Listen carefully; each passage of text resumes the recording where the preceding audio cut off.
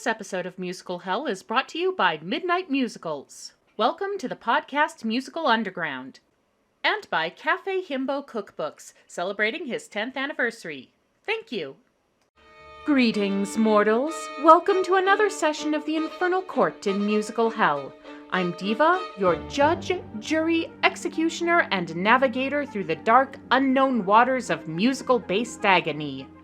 Once more, the chill of fall has descended, bringing with it a time of darkness and terror, a time when we plumb the horrifying depths to which the human soul can sink, a time to screw up our courage and confront the grimmest of horrors head-on. I speak, of course, of Columbus Day.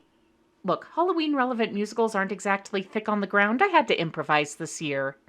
I get why Columbus Day is a thing. Italian immigrants, frustrated with the prejudice they encountered, advocating for a concrete symbol of their connection to the American story. But surely they could have chosen a better figurehead, even by colonizing bastard standards. John Cabot and Giovanni de Verrazzano were right there, just saying.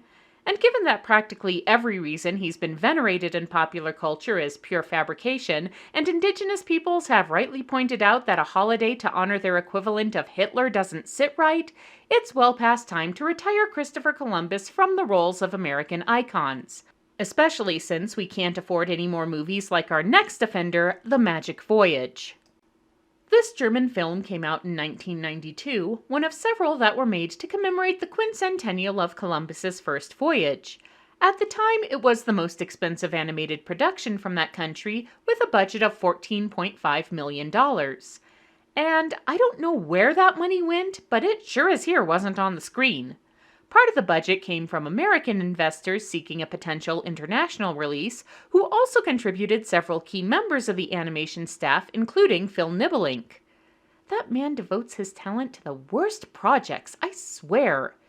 This is the second and more infamous of the two English dubs because, well, that's why we're here, isn't it? Let's examine the case of The Magic Voyage.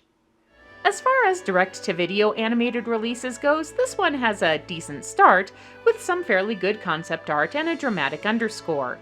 But things go south pretty quickly. A long time ago, people thought the world was flat, and if you sailed uncharted waters, you just might fall over the edge into space.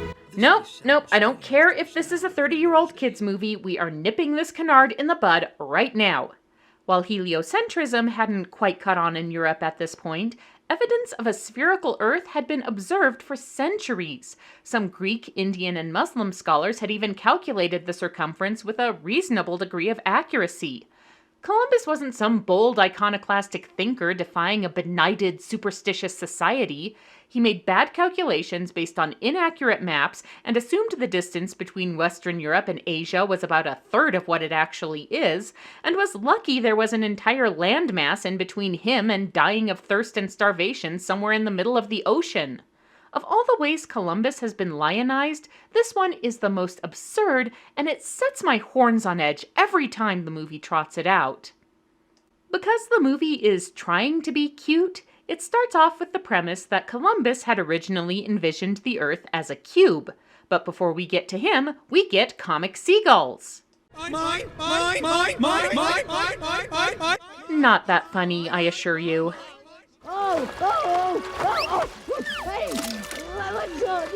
The shenanigans cause a crate to fall onto the pier, revealing Pico, a wood... Well, he calls himself a wood worm, even though he has legs and arms, and I don't care, he's not a female worm with worm boobs, so I've seen worse. His introductory song, on the other hand... I've been to Greece and Portugal, I've sailed the sea. It's like the world's most tone-deaf improv session. More shenanigans ensue as one of the gulls tries to eat Pico, and he escapes into Columbus's cabin, where the explorer is trying to plot out a course to the Indies and doing a very bad job at it. Seeing Columbus's cubicle model of the world, Pico decides it needs some improvements. You look as you do to my... Whoa! Maybe the world is she's around? Say! Of course it's round, blockhead. What do you think? The fact that a worm knows more about geography than Columbus is probably the most accurate thing in this movie. Columbus explains that Marco Polo mapped a land route to Asia. I know, but if we get into that historical debate, we'll never get through this. But he thinks they can colonize more efficiently going via sea. With his new roundish globe and Pico in tow, Columbus puts a bird on his head and goes to visit the king and queen. Look, he's a dopey character voiced by Dom DeLuise acting even more Italian than usual, so what are you gonna do? En route, Columbus and Pico sing Sin Number 3, A Fellow Like You, a terrible buddy song that consists of the same 4 bars over and over with increasingly bad lyrics. I could feel that my life was a minus, like a nose without no sinus. That is the most painfully forced rhyme I've ever heard, and remember, I've heard the score to Wicked. This is almost making me wish I were watching The Pebble and the Penguin instead. Almost. It's Show the King Your Invention Day at the Royal Palace, but the bad news is King Ferdinand is your standard evil petty bully sort who throws people off towers and isn't really interested in hearing he might not know everything there is to know. He also has a standard evil advisor by the name of Diego who doesn't really figure in the plot beyond hanging around Ferdinand and being evil. Perhaps he has some information you could take advantage of. Although he looks like an imbecile, I grant you. Columbus's proposal to chart a sea route to India doesn't go over well with hardcore flat earther Ferdinand, but before the guards can carry Columbus out, he's saved by the timely arrival of Queen Isabella, the true power behind the throne. Apart from Diego, I guess. Hello. This.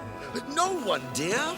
Just another genius. What? I don't believe you. He's much too handsome. Mwah! Ew, and she is way too eager to get some of his Genoese salami, if you know what I mean.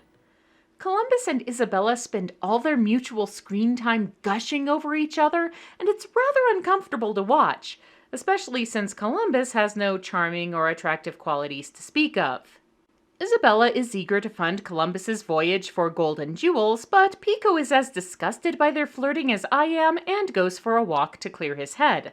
While exploring the grounds, he sees a plot point shining in a tower window and goes to investigate, discovering an ornate chandelier. Whoa! Oh, this is stupid. This is fun. This is stupid. This is stupid fun. Well, you're half right. But to Pico's embarrassment, his goofiness is being observed.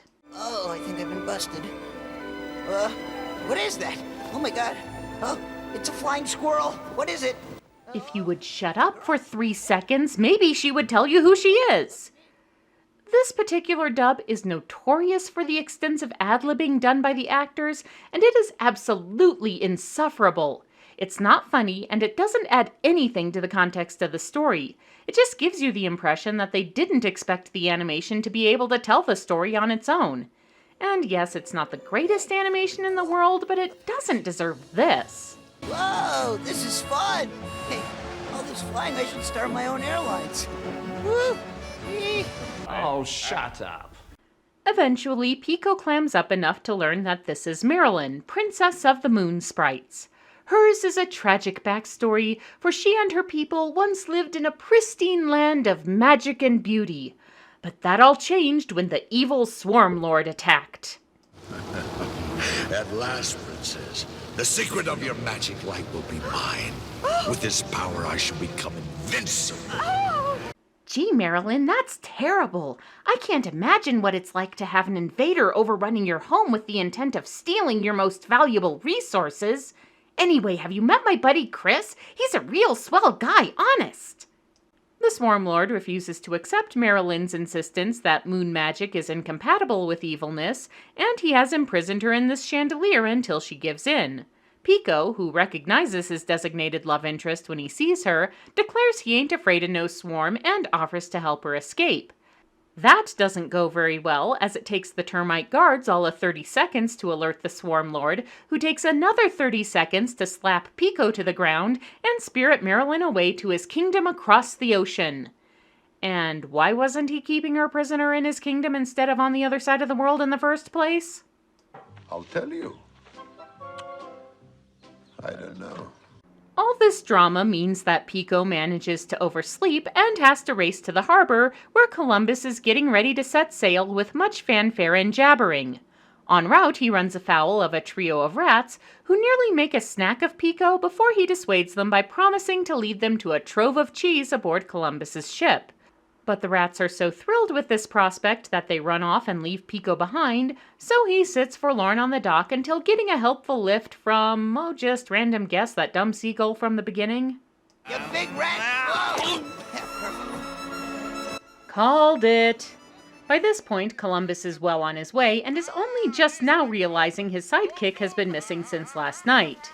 Ah, now I remember. Oi! How could I forget about Pico? You know, I really hate Columbus in this, and not for the usual and very valid reasons for hating him. The movie seems to think he's a lovable doofus, but he's just aggravatingly oblivious and painfully unfunny. Speaking of painfully unfunny, Pico has another run-in with the rats, who somehow have overheard the ship is sailing to the edge of the world and they're ready to nope out. But Pico fears that rats abandoning the vessel will be taken as a bad sign and spark a mutiny, so he staves that off by moving the goalposts and saying the real cheese is just over the horizon, honest. Having taken care of that, Pico reunites with Columbus, who promises to help him search for his love interest en route to the Indies. But first, Pico redecorates. Let's see, a little fireplace, nice little picture of Marilyn, maybe a picture of Marilyn, possibly a third little picture of Marilyn. I like Marilyn. Anyway, see, a chandelier kind of thing. That's very nice. In fact, quite a bit of what happens in the remainder of the movie is pointless. I know sea voyages back then could be pretty tedious, at least when they were going well. The eventful voyages tended to end prematurely. But the filler here is either weak attempts at humor, like Columbus's bout with seasickness, or inexplicable and unsettling, like his dream sequence. Even the Peter and the Santa Maria. Wow! Into the Queen, Isabella, give me a kiss. No, go past this part. In fact, never play this again. Eventually, the plot gets back on track as Columbus's three-man crew becomes convinced they're sailing off the edge of the map and decides to mutiny. At first, Columbus has a hard time believing anyone could possibly hate him, but a quick look at their murderous preparations convinces him how dire the situation is, so he tries to defuse it via sin number 8, the life of the sea. Oh, the life of the sea is a life for me. No love is a land of we. La la la la la la la la la la la la la. Seriously? La la la? You couldn't even bother to write a full chorus? At this point, Stede Bonnet would tell you to sit down and stop embarrassing yourself. Columbus's tales of nautical daring do inspire the crew until he includes a verse about sailors who get eaten by a sea serpent before they reach the edge of the earth, and that doesn't go over as well. But the crazy has tuckered everyone out, and it's Pico's turn for a dream sequence. We know this because his unending stream of conscious commentary tells us. Nice little dream. I like dreaming. Mostly, this is an attempt to pretend Pico and Marilyn have a relationship, even though she's been in the movie and his life for all of 5 minutes. Anyway, the next day the crew thinks they've spotted land, but it turns out to be a Viking ghost ship. This finally inspires the rats to jump ship to the dinghy right behind the ship. What can I say? Nobody in this movie is the trimmest sail on the yardarm, and the crew decides to string Columbus up. Rise the pudding, but I'm not gonna do it. You're not gonna get nothing. Not the start of my one way. This is another. I tell you that. Sweet Lucifer, even being strangled isn't enough to shut this guy up. Pico offers to gnaw him free, but spends so much time talking about it that Columbus spots actual land before he can get around to doing anything. And they both get a front row seat when the Swarm Lord, remember him, spies them from land and attacks the ship. Destroy the ship. Let me out from here! The ship runs aground, but not before Columbus spies a golden gleam coming from a vaguely Aztecish pyramid. The glow is Marilyn, who is imprisoned, for certain values of the term, in the mouth of a golden idol. Are you fighting? While the Swarm Lord does the usual villain harassment routine, give me the secret to your powers, your boyfriend has perished, no, I didn't check to confirm he's really dead, why would I do a silly thing like that? Pico is being pulled out of the drink by an indignant beaver. Marilyn. Oh. No, Bob. Bob the beaver. Bob? Sorry. That is the laziest name for a beaver I've ever heard, topping even C.S. Lewis, who literally named characters Mr. and Mrs. Beaver. And for you nitpickers in the audience who are no doubt pointing out beavers live absolutely nowhere in the tropics, the movie has that covered.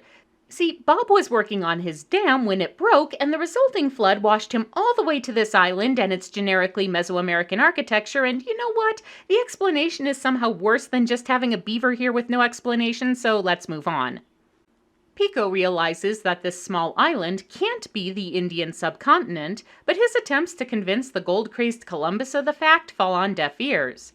So with Bob leading the way and an extraordinary amount of ado, they make their way to the pyramid, with more bad jokes and a brief run-in with the locals.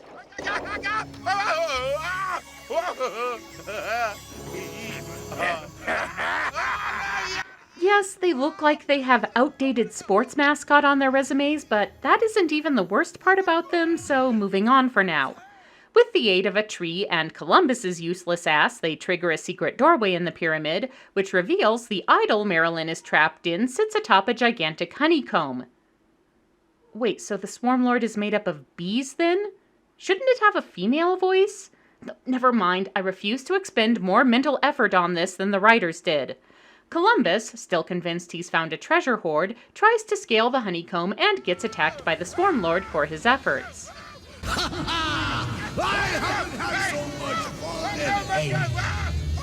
Well, at least someone is enjoying this. But while Pico and Marilyn escape, Bob gnaws through the base of the honeycomb, causing the whole thing to collapse and squishing the Swarm Lord in the wreckage. Unfortunately, that was a load-bearing honeycomb, bringing the whole pyramid down and sending the protagonists over the inevitable waterfall, apparently at the cost of Marilyn's life. Marilyn. But no worries, the moon spirit is revived by the light of the sun. I guess it makes sense in a roundabout way. And Columbus gets the idol, which was the only real piece of gold in the temple, but there are still the generic natives to consider. You've stolen our idol, destroyed our sacred temple, Yes, but... and you've made squishy with the swarm. How can we ever thank you? You know how Inspector Gadget always got credit for saving the day even though he stumbled around doing jack all and was too stupid to realize he was benefiting from the efforts of others? This is like that, only with white savior bullshit sprinkled on top. That Christopher Columbus, a man whose treatment of the indigenous people he encountered shocked even his contemporaries, should be set up as the hero of a tribe whose members all look like concept art for Chief Wahoo is a level of evil that even hell blanches at. It's so bad that the movie's final moments, which somehow conflate Guanahani with Manhattan, are less adding insult to injury and more a depressing culmination of a series of bad choices, including the decision to sit through this entire thing. Columbus Circle sounds good to me.